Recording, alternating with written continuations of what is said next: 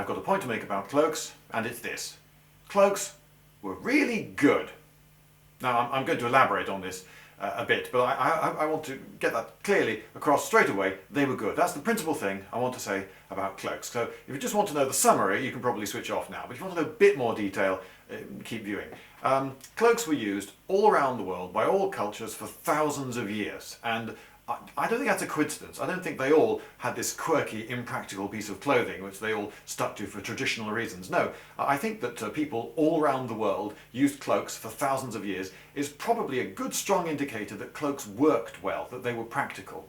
I have worn cloaks on a number of occasions and can report that they are indeed quite practical if properly made. You have to make them out of a good material. Now this one, you've probably guessed how it was made, is a big, thick woolen blanket. A cloak should be made out of fairly heavy material, and wool is pretty good. Now, they're warm. You can wrap them around you for extra warmth. If you sit down, they sort of seal around you. They're blanket-like in that way. If a good long cloak, if you're wearing a good long cloak and you sit down in it, it seals you right down to the ground, which is all very cozy.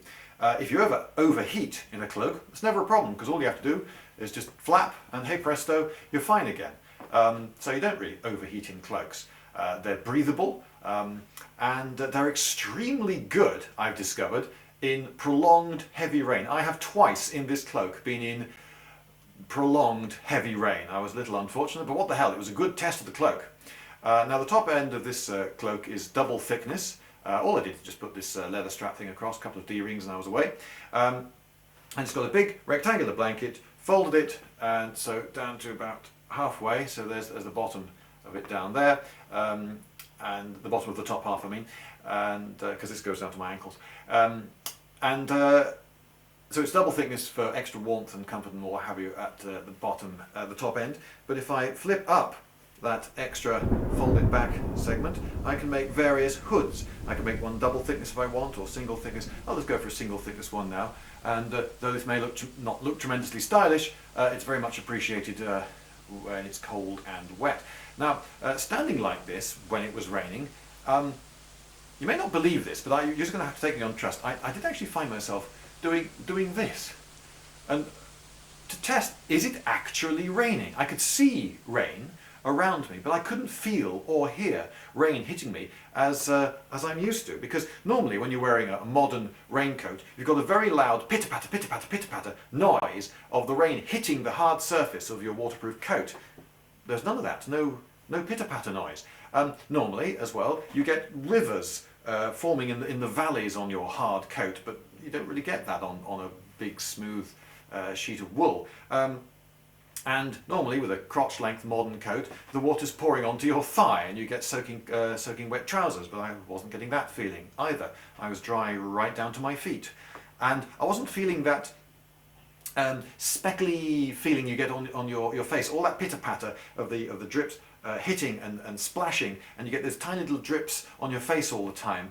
I wasn't feeling that feeling either. There was no sensation of being rained on.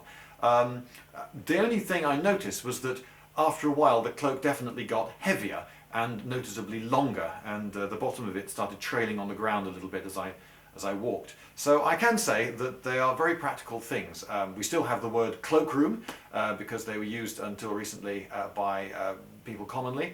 And I think it's a bit of a minor shame that we can't wear cloaks anymore without being regarded as nutters. I think if I took to wearing this as day-to-day clothing, people would say, nutter.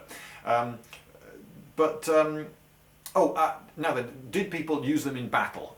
Sometimes, wargaming figures and fantasy films and so, or historical films show people fighting in cloaks. I have actually fought in this cloak as reenactment on a number of occasions, and so far haven't actually noticed any drawback.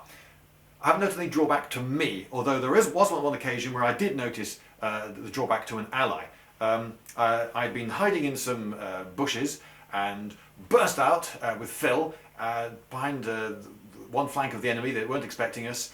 Bish bosh bish, having a bit of a successful time of it. Then the main body of the enemy saw us, turned, and we thought, okay, time to be somewhere else. So I turned and legged it, and Phil didn't follow me.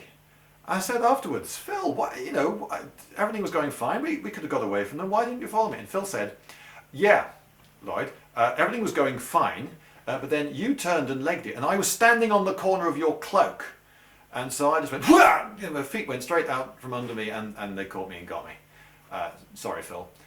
So yeah, some drawback.